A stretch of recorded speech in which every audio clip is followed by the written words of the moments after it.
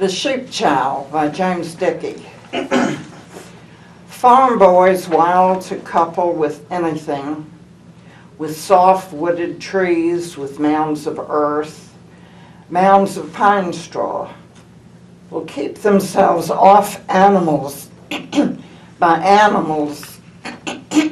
legends of their own.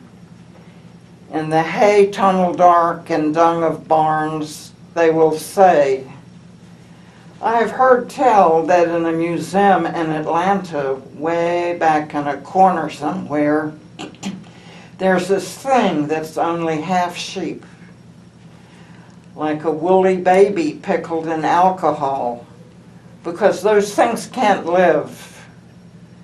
His eyes are open, but you can't stand to look. I heard from somebody who, but this is now almost all gone. The boys have taken their own true wives in the city. The sheep are safe in the West Hill pasture, but we who were born there still are not sure. Are we, because we remembered in the terrible dust of museums? Merely with his eyes, the sheep child may be saying, I am here in my Father's house. I, who am half of your world, came deeply to my mother in the long grass of the west pasture, where she stood like moonlight, listening for foxes. It was something like love from another world that seized her from behind, and she gave, not lifting her head, out of dew, without ever looking, her best self to that great need. Turned loose, she dipped her face farther into the chill of the earth, and in a sound of sobbing, of something stumbling away, began, as she must do, to carry me. I woke, dying. And the summer sun of the hillside, with my eyes far more than human, I saw for a blazing moment the great grassy world from both sides, man and beast in the round of their need. And the hill wind stirred in my wool. My hoof and my hand clasped each other. I ate my one meal of milk and died staring. From dark grass, I came straight to my Father's house, whose dust whirls up in the halls for no reason when no one comes, piling deep in a hellish mild corner. And through my immortal waters, I meet the sun's grains eye to eye. And they fail at my closet of glass. Dead, I am most surely living in the minds of farm boys. I am he who drives them like wolves from the hound bitch and calf, and from the chaste ewe in the wind. They go into woods, into bean fields. They go deep into their brown right hands, dreaming of me. They groan, they wait, they suffer themselves. They marry, they raise their kind. Yeah, that's really a moving.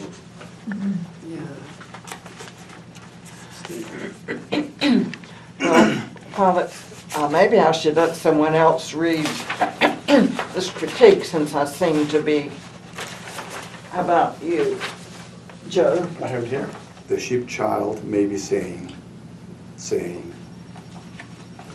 this is vintage Dickey style, using repetition as a suspense builder, as an eerie fanfare to introduce the sheep child we've all been waiting to encounter. If the voice here sounds like the one used by children when telling ghost stories, The resemblance is no accident. In fact, the entire poem follows the ghost story pattern, complete with the unidentified source of information whose accuracy and veracity are implicitly beyond question. I heard from somebody who. And when the sheep child finally talks, he speaks in the otherworldly voice appropriate to telepathic communication from within a bottle of formaldehyde. The sheep child's speech is said in italics, presumably to emphasize its eeriness even further. What Dickey employs in The Sheep Child and in many other poems is a kind of folk narrative, storytelling characterized by its simplicity and straightforwardness.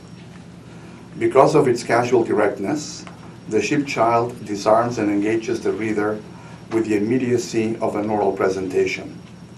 Anyone within earshot would probably draw near to hear such a tale, just as most who start reading the poem find themselves swept along from line to line. Dickey intends to do more than startle. He uses the opportunity, after he has gained our attention, to explore one of his favorite themes, the relationship between the animal and human worlds. The sheep child is significant not as a grotesque mutation, but as privileged creature who saw for a blazing moment the great grassy world from both sides. Having a complete understanding of both man and beast in the round of their need, the creature possesses the kind of unified vision Dickey seeks throughout his work. Well done, well read. Well, there's many of us in various ways do the same thing, try to look at the world as people, but also what does the bird think, what is the animal doing there, It's, I think, a very common thing. I've seen some articles recently that relate to it. I can't give you any references, but anyway, it's very common, very important to us, I think. Mm-hmm. Yeah. Do you know the work Julie Ziegefuss, the bird lady? Yes. She does that. Uh-huh.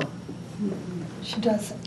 Mr. Bowers seemed to decide that the sheep child was a he. Is there agreement on that? Uh-huh.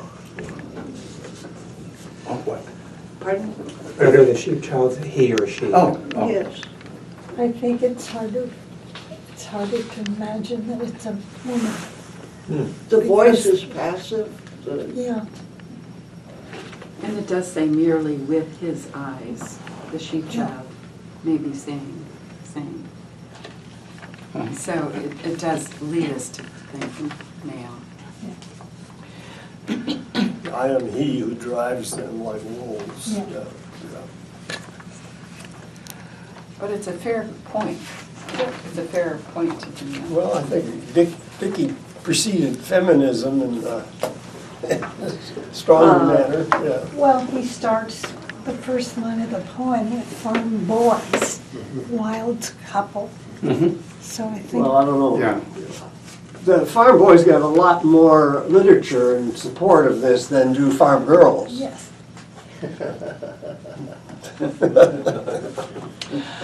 Now, what made you choose this poem?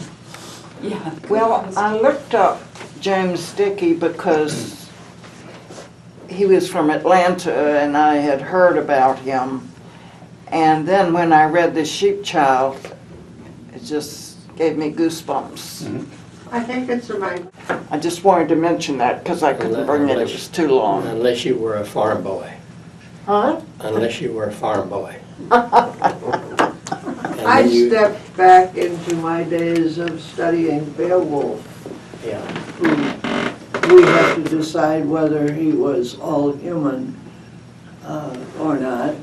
And the writing of Beowulf seems to me, Mr. Dickey rounded out many of his phrases the same way. He created beautiful individual word pictures for us to use. And I mean, this is one of the things that intrigued me with Beowulf. It's a complex thing.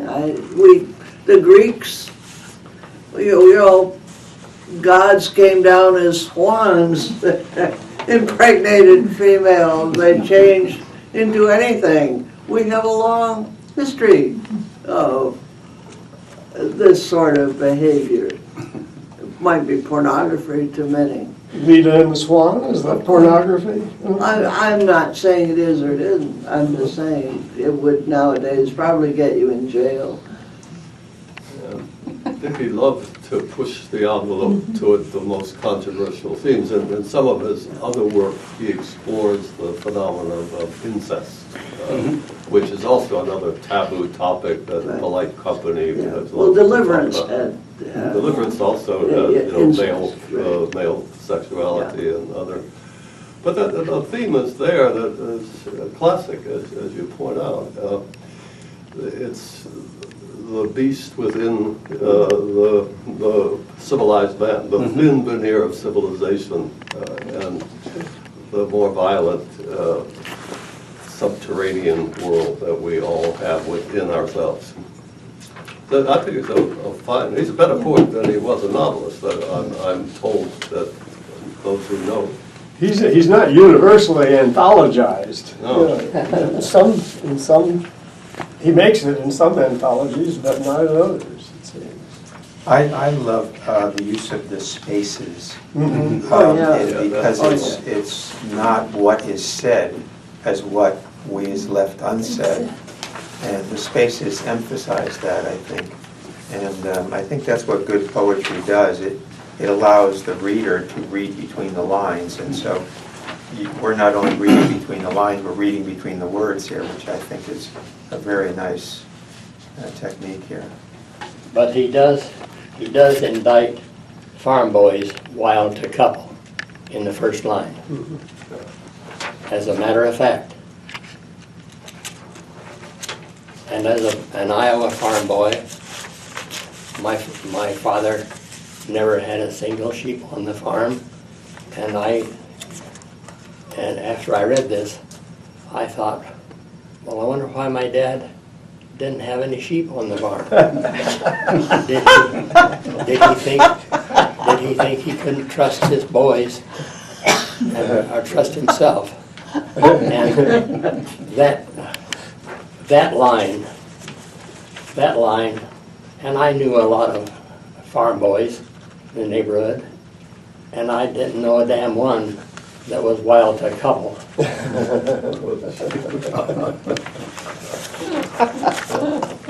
And so I wrote a two-stanza poem.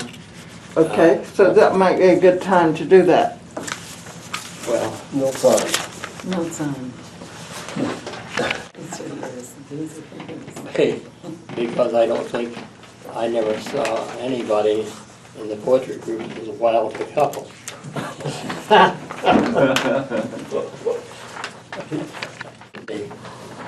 And I took some time to call it a fantasy because I realized that I hadn't done a scientific job of rejecting all of Dickey's points.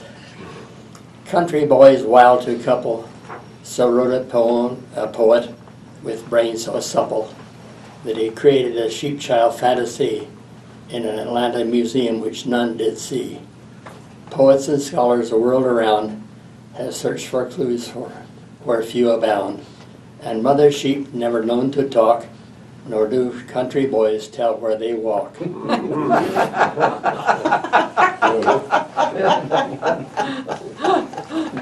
We can't call you a dirty old man.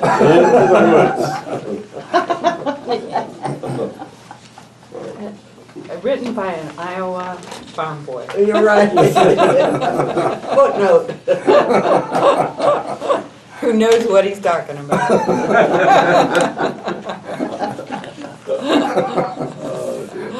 So this is going from the sublime to Nan. Okay. Have I started this around anybody? I don't have one. Where art thou? Squabbling in the planet sandbox, howling from a fistful of the stuff into streaming eyes, bloodline against itself. Domestic life forms, not cloned, rather tainted with the freedom to differ in their cousin rivalry. Why are the earth's many gods only uncles? Let us hear from Grandfather, who in his infinite wisdom must surely reunite us all. Wow. What? Do you really think God's a man? I said, do you really think God's a man? Well, I couldn't say grandmother. That would put in another thought. But it just occurred to me. I mean, with all these different gods, you know, they're like uncles, not the father. And mankind or womankind, they're cousins. But the person that unites them all is the grandfather that we don't hear much from. Interesting. Metaphorically speaking. Right. This poem's really about Iraq, isn't it? I'm kidding. He's in a jar in some museum, soaked in alcohol. There you go. One too many. Yes, and they probably had in the Museum of Creation, just outside Cincinnati. Oh my gosh. Well, I had never understood why it matters to anybody what anybody else believes unless they come tromping and with guns and everything. And Jane Penwell, who's my co-producer on the show, she just thinks it's so strange that they call us crusaders. So I looked up the crusade on the internet and found there's a recent book on the Muslim view of the crusade. So it's something like the Civil War. It is current. So. Did you send some around the other side? No, I didn't. I found this little cartoon in the newspaper, The Baby Blues. And this is a mother and a father who have got 3 little children. And she says, they're in bed here, and she says, I wrote a poem today. Really? I don't know if it's any good, but it felt good to do something creative for a change. Let's see. They say to write what you know, diaper funk. And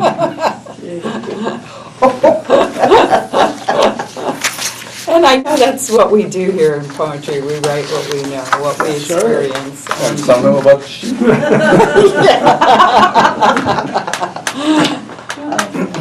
So this poem, Have one more. well, you're all aware of that children's book, aren't you? Yeah. Yeah. We used to have an old mayor who loved persimmons, and our persimmons were only good after the frost. I mean, before then they were, as you say, unedible. And I used to see her out along the fence line, standing on her hind feet, plucking persimmons out of the tree. Oh my It's a nice sight. That's a great image. What we do for the food we love. She was a huge animal. She was a big, heavy bear. Big, yeah.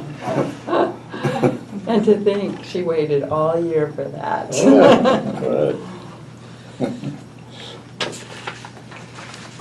Memory of persimmon cake got me to plant the trees, one male and a female who wouldn't flee.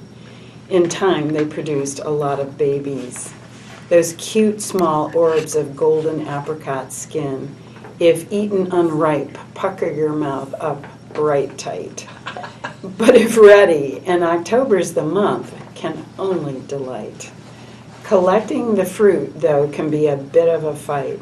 If I can reach a branch, there's a chance, just pulling the fruit upwards and off for romance. But if some can't be reached, I have to shake and shake that still skinny tree, letting it rain persimmons all over me. Whole wheat flour, no oil or butter, some walnuts, cinnamon, nutmeg, a pinch of cloves, a bit of leaven. That cake is somewhere this side of heaven. Did you bring one? Yes, I can smell it. we want cake. I know, it's in the freezer. I thought about bringing it, and then I thought, oh boy, Patricia would really kill me if I even tried to smuggle in a little bit. I love the title. The title is just I know. Read two occasional poems, if you permit, not long. Not even division. Okay, an occasional poem. This I prepared for last meeting, so it's a little outdated, but I just wanted to present it nonetheless. Simply an occasional thought. Malala. Oh, Malala, we long to protect you. Oh, Malala, but you protect us, our values, our principles, our fantasies of resolve. Oh, Malala, oh, by the way, she's Irish now, you know. Oh, Malala, you are still a child, but more of a wise adult than most adults, knowing the full value of education for all children. Oh, Malala, shot in the head by dim brutes, a tender, undeveloped mind shattered. Would you fade in fear and hiding? Who would expect that girl, face half bandaged, head turbaned with a swollen bandage, could ever move again in ordinary life? Yet you walked out to all the world, told your story, and proclaimed your true principles from global podiums. Ever an inspiring leader. She established a new life as a student in England, and not weakened by preposterous criticism, took all the praise and the Nobel Peace Prize in stride. Malala, it may comfort your shattered head, but I doubt the wearing of head cover eases your mind. You are strong and independent and need not bow to restrictions on wisdom. Oh, Malala, as you study into your long life ahead, we will watch you as best we can, hoping this Nobel, your frame, and all the adoration will never trip you. Yeah, that's very nice. I think you should send it to her, son. Yeah, I'm sure she gets lots of it. Well, Still. Yeah, well, she really strikes me. I don't know about you guys, but Yeah, she's absolutely. a knockout yeah, that's amazing. child. Amazing human being. Yeah, Mhm. yeah. But you say she's living in Ireland now? England. Oh, okay. I said, oh, Malala, like O'Brien or Orion. Too many old Malalas. We've got an Irish background. Oh, okay, I get it. All right, so here's the other one, also an occasional poem. Hickory Thinking. This is kind of a Billy Collins inspired poem. If any Billy Collins critics are in the house, I'd like to hear from you. Hickory Thinking. As I look out the window from the breakfast table, the brilliant yellow of the fall hickory leaves set one's eyes and thoughts to blinking. When one sees color so sharply bright, it's like arriving at a discovery in thought that leaves some mystery of the universe solved. Some of the neighboring trees still show red, although that red now is turning to bronze and brown, and here and there clumps of leaves are yet green. All the falling leaves are gathering in deep layers of yellows and browns. The smothered green grass of the lawn calls out for raking. What clear and brilliant thoughts occur on a morning so rich with patches and dashes of color. With a little moving and adjusting, they are the making of art. Maybe it's in that vision of possible art that my taxing mystery of today appears solved. Or is sunlit color so brilliant, it all seems simply clear. Ooh, I love that last note. That is really gorgeous. That's really true. It really is.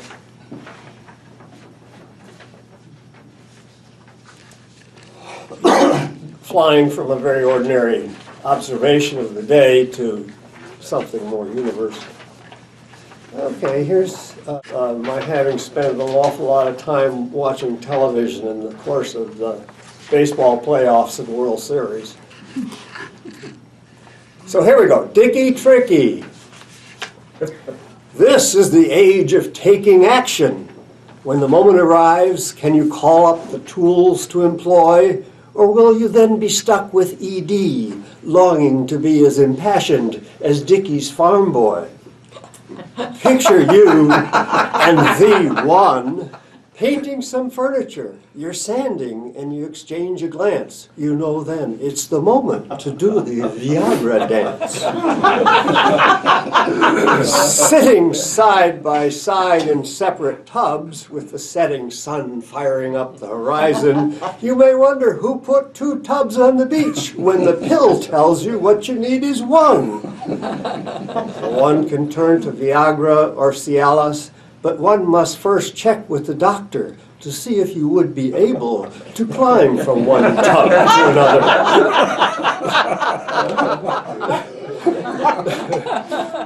The medications warn of side effects, backaches, hives, rash, or the loss of vision. But if, when she's ready, you neglect her, you'll be stuck with slumping derision. Should you have an erection that lasts more than 4 hours, and you've exploited all your fantasies and coupled with anything hot, a friendly bitch, a mare, a sheep, a watermelon in a summer field, you might try out your doctor, who for sure will give you a shot. So you may crank up your passion with pills to stretch out your time with the dueling banjo. Yet as you pole through the river of romance, will you get deliverance from ED for your real mojo? That farm boy may appear short on charm, though his drive is as strong as it can get. The drug company's drive is daily to the bank, where profits are the greatest seen yet.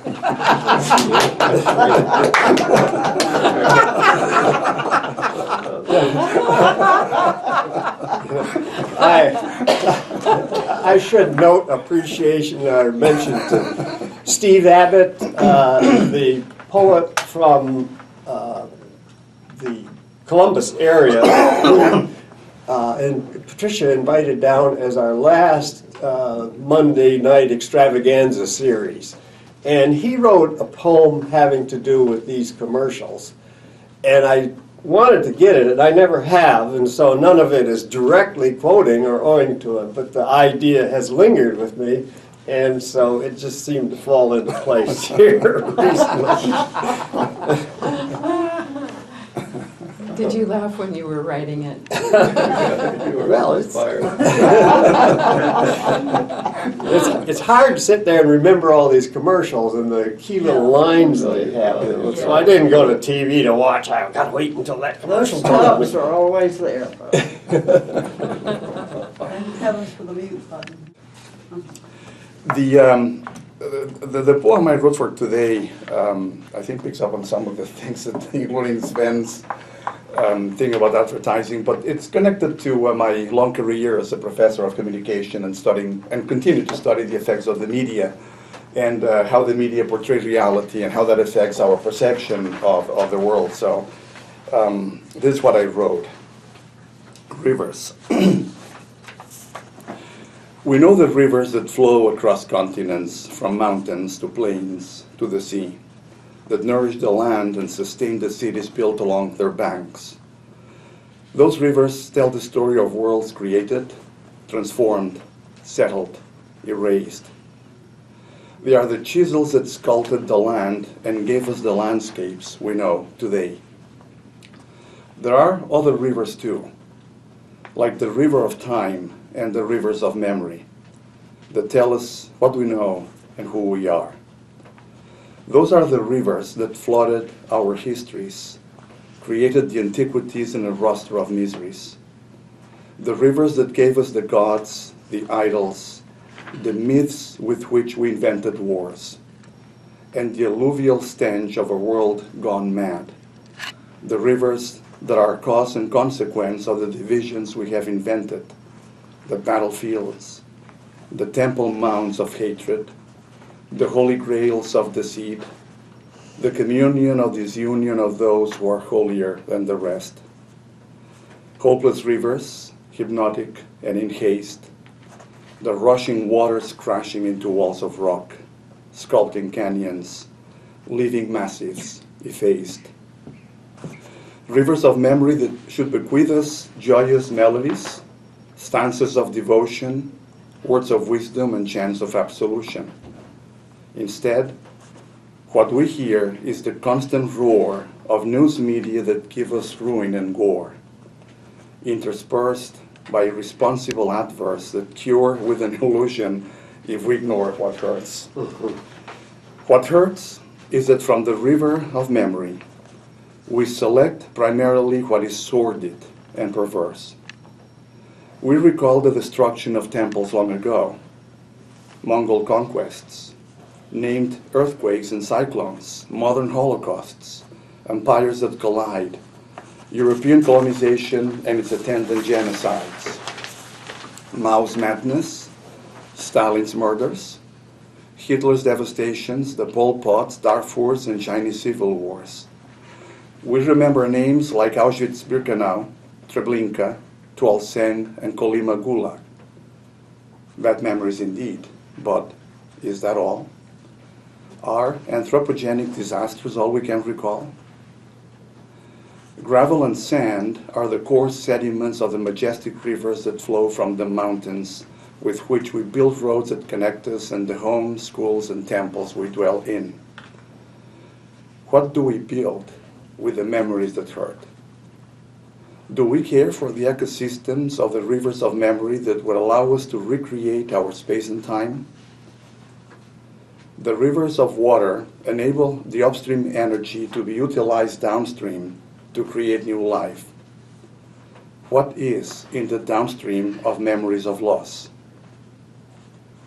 Riverine navigation transports us to new worlds of wonder, navigating from source to mouth, the Amazon, the Ganges, the Nile, the Mississippi, the Danube, and the Indus uncover a succession of different cultural expressions, diverse forms of organization, new rhythms, new dreams. From sunrise to sunset, what do the hissing rivers of CNN and Fox, partisan websites and attack ads discern for us other than rot and decay? The river of time has led us to a destination we regret because of what's been done and what we choose to recollect. It's time for change. Time for a rejuvenated river of life capable of flowing with waters clean and pure that will transmute the waterways of foul memories from the negative themes we now use to delimit us to lessons to be learned for a future more secure. All of us will be washed away by the river of history, merciless river whose only friends are time and fate. And yet, And yet we build, we dream, we hope. Life will go on until the river of time has run its course. Wow. There's a lot there. Yeah. What put you in the mood for this, Joseph? As I said, on the one hand, the disgust that I feel with the present state of the media, especially the news media, Yeah. with so much information that is decontextualized, focusing on the negative and things that have a great shock value, to sell Viagra and Cialis and all kinds of crazy stuff. The distortion of information that happens, the fact that we just seem to focus on the negative.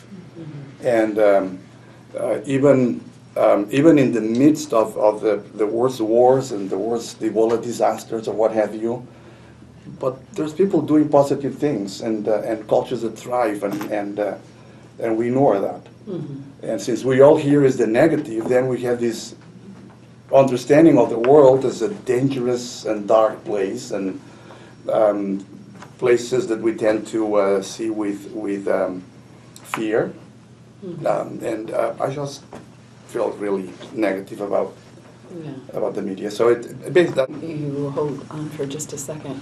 That line, do we care for the ecosystems of the rivers of memory? Yeah, I picked that one up too. That would allow us to recreate our space and time. That really popped out at me. Just want to tell you that. Yeah, it was. I was nice going to of ask, you. what do you mean by that? Yeah. well, I kind of caught on what Yeah. you were saying on that same couplet. what I tried to say there is that if you look at a normal river, it's at the heart of an ecosystem. It creates a valley, it creates vegetation close to the river, it irrigates the farms, it brings birds and other animals, and there is an ecosystem created by the waters of the river. So what I'm saying here, what I'm trying to say, is that a river of memory also should have its own ecosystem. And an ecosystem that perhaps we can create, as we end up sometimes changing the course of rivers and damming the rivers and intervening in nature to create a different result. Our space and time, which Exactly. allow us to recreate our space and time. You mean the current? The current one, yes.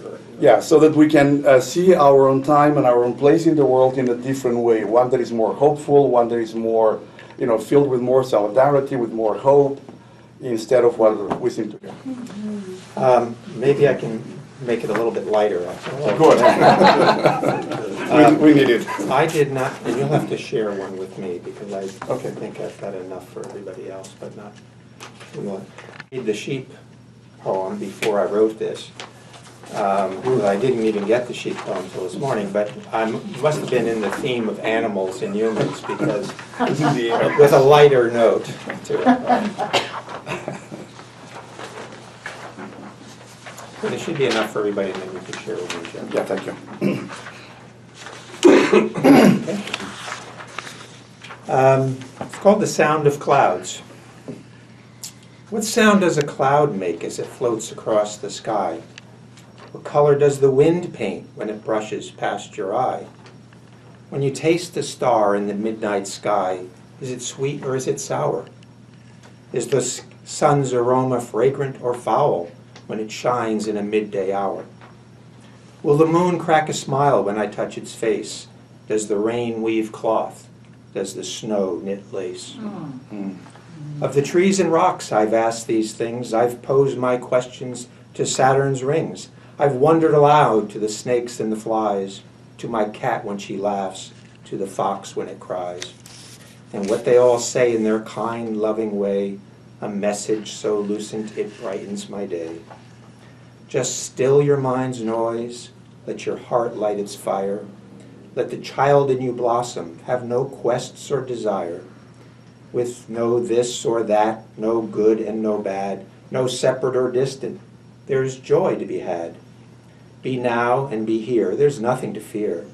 You're us and we're you. It's basic, it's clear.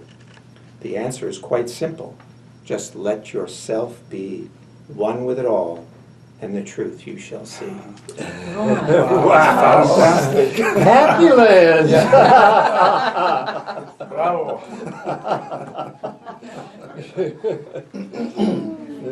That's really lovely. Made it to Happy Land. There's some nice images in there, I like that. Yeah. Oh, yeah.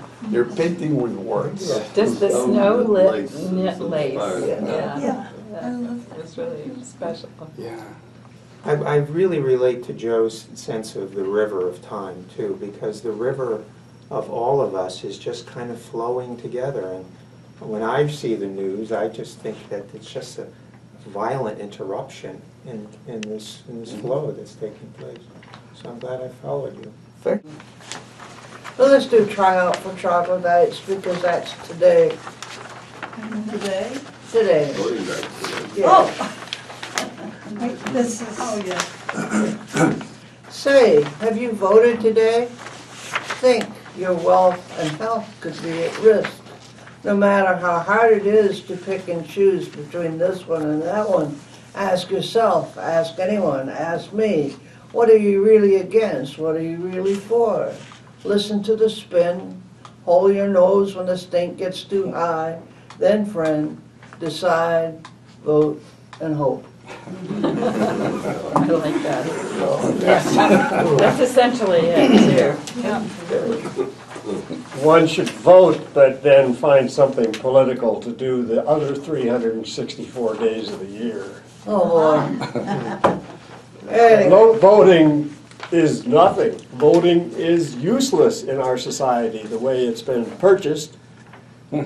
Voting has been privatized. It's bought and sold. Well, there are still some surprises to be There may be had. surprises in the election, but when we write our congressmen, they ignore it.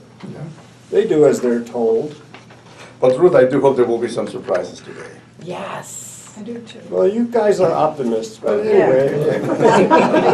Has to be some. Springs eternal. Yes. At least until the new cycle tonight. these other two were written for the previous meeting, which I missed. Dawson. Awake, asleep, a being is existential existence. Put to a test, find a moment when nothing is more real, like summer, like stars. Awake, asleep, a being thinks all figments of imagination. Some past thinkers call this phenomenology. Now may be the time to dissect the need for and uses of existential philosophy. Were we led past reason? Did we fall into discontent? What will thinking bring us next? Too much thinking going on. Too damn much thinking. Back to the sheep.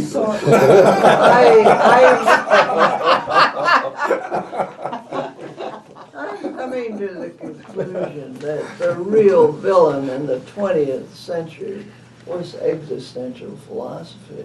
Oh, my gosh, that's That's- interesting. You're gonna have We to, wandered away from community once we started becoming existential philosophers. Dasein is a made-up word, as some of you might know, by Heidegger.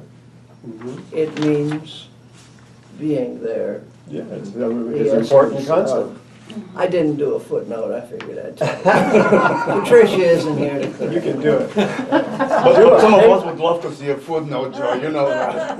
I'm not good at footnotes. I want to see your paper on this. Well, then we go to discontent, where I left you the last time. When did it happen? Yesterday? 2 years ago? 20? It happened when we were all looking. No mystery. Just no understanding of consequences. A most human failing.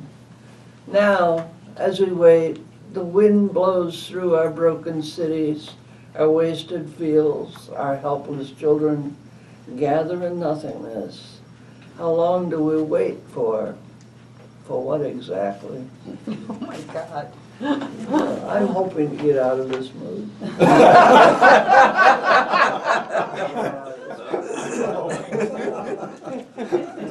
Are you discontent? And things have only gotten worse. They don't seem to get better. I mean, I'm not just counting on health or having 3 meals a day or not walking the streets for something like that, but I think all of our mindsets are in turmoil, and we don't have a community anymore. Except here, at this table. This is a nice community. Yeah, It is not room here for all of us to sleep and bring our clothes. that's true. I'll carry forward another dreary poem. Okay, please do, please do. No, The Sound of Clouds, I should have read that The sound of clouds. again that's instead. wonderful. Yeah. Sounds better than the rivers of discontent. Anyhow, I think there is, you know, as far as the way I see the world is that there's plenty for everyone. It's the greed of a few that are just destroying it for all of us. I mean, it's, we don't seem to have a corrective sense of how to educate that out of I know, that is our true. systems. I That agree. the world of science and the humanities have become separate worlds, they don't communicate with each other. That those of us, like myself, who are more into a wordy, humanistic culture, know precious little about the world of physics or high science or cosmology. And in fact, often I used to have this argument with Ron Capoletti, who was a physicist. He used to argue this. He would say, I know more about political science than you know about my field, physics. My field was political science. And he was absolutely right. I mean, what I know about physics will fit on the head of a pin. And what he knew about political science was not in deep depth, but he knew a lot more about it than I knew about his field. And the consequences of that division are enormous, I think, that if we don't learn to bridge that divide, we're in trouble. So I think most mathematicians would probably argue that their creative years are when they're, before they hit 30. Yeah. That after that time, they're just too rigid, they can't really manipulate. And now there's a new book out, and I haven't gotten it, but it's a premise that mathematics are a man invention, that we are using this as a language. It's not a natural occurrence, which we all seem to think we have to place it in nature. And if this is so, then the limitations in math, in all its shapes and forms, might be where we have run up against the problem of quantum physics, because we have two systems which cannot now seemingly be resolved. But if math were different, if we would think differently, if we would devise another system, we might find a That makes way sense to me. into this realm. There was an item in the newspaper in the last day or two about time being a social construct, that this guy, you know, advances the notion that there is really no such thing as time, it's just a social construct that we have created. The meditations are beginning to pick that up. And the one thing that just made me sick 2 days ago was hearing Mitch McConnell say, with a tone of voice that was dripping with disdain, that the problem with the Democrats and the Obama administration is that it's run by professors and scientists. Oh, yeah. I heard that. And I thought, my goodness, if we have to listen to this idiot for the next 2 years, is more than I can do. Newt How to Gingrich cultivate rises again. That The first poem I ever wrote, well, there's less to, for my father, who had cancer. So I share this in tears. And each one, since that time, has been for the purpose to memorialize the living before they are passed. So this is in large font. It might be framed and it might go on the wall so my wife can see herself. But it's also for family and friends. So we'll start with the title, if I can read it. My Mary's, my wife's life challenges. 2014, our 50th. Here's chapter 1 for my honey, our family, our friends. Birth brought life to my wife, Mary, on August the 12th, 1941. Her doctor predicted she might not live beyond age 12 or so. She had a hole between two heart chambers where the blood shouldn't flow. Her parents guarded, corralled, and protected her. From physical activity, games, and sports, they deterred. They cared, loved, and coached her in practices for good health. They developed her capacity for caring, love-giving, and stealth. Near age 12, ironically, Mary was in the hospital with pneumonia and dread. While there, she ascended into heaven and saw Jesus, who said, "You must go back. Your mother's not finished with you yet." Thus, Mary still lives at age 73 in the will of her Lord, you bet. We more clearly understood Jesus' commandment, "Go back, your mother's not finished with you yet," when she came to live with us at ages 90 to nearly 93, because she had lots of wise wisdom, wise motherly advice for Mary and for me. As Mary grew to become a teen, she learned that her heart hole had healed, so she went to play on a team. And with good lungs, she beautifully sang and played instruments, but did not become a music teacher, to her music director's lament. While a high school senior, Mary attended church camp at Camp Galilee, where Larry was a boys' counselor. When she asked, "Who's he?" 4 years later, in 1962, Larry went to his first time to Kansas City Trinity Methodist. Mary was there and said, "Hello, Larry." I was freaked out, which spun me into a list. She had become a secretary in Kansas City because her dad could not fund college.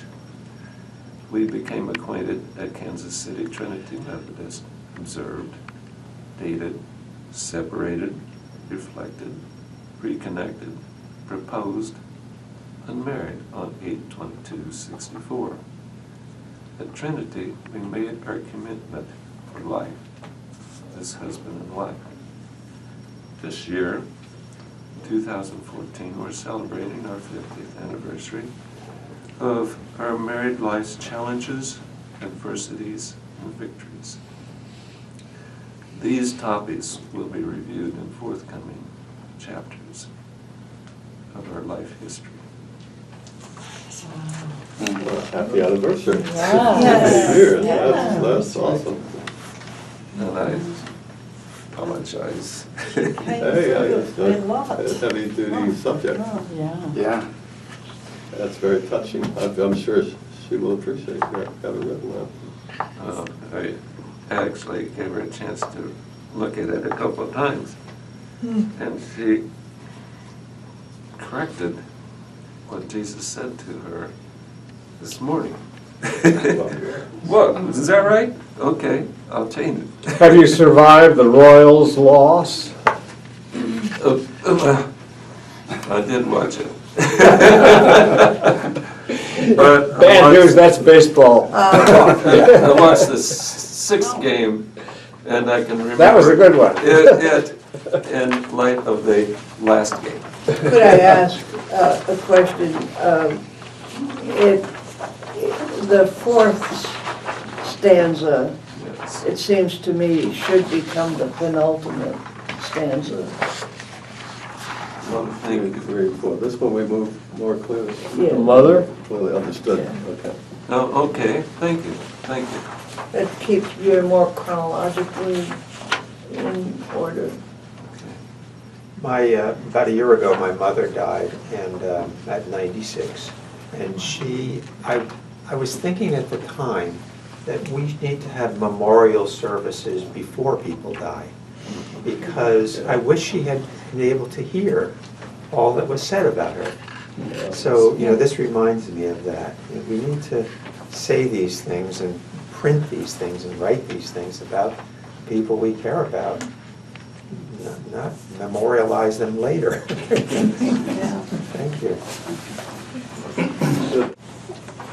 Man lives upon a small blue ball with several billion of his kind.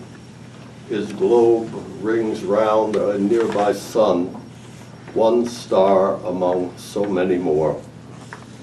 Indifferent to all his hopes, the cosmos cares not one wee whit about his fate, about his life, a mote of dust in life's warm wind. He wings along in stellar space. This precious flight is all he'll know. Agape with insignificance. No wonder he created God. Self-promotion. That has some existential angst to it. Yeah, yeah, I hear it there. What would a scientist say? What would they say? What would a No, cosmologist say? I truly believe that it's one of the profound insights that makes us human when we realize that we are insignificant, that we're a grain of sand on the beach of life, and that nature cares not one bit about whether you're happy or sad, but we are what we make of our lives, and it is beautiful, and we love it, and we cling to it, and we don't want it to end. But it is, in the largest scheme of things, insignificant whether you get what you want or I get what I want out of life.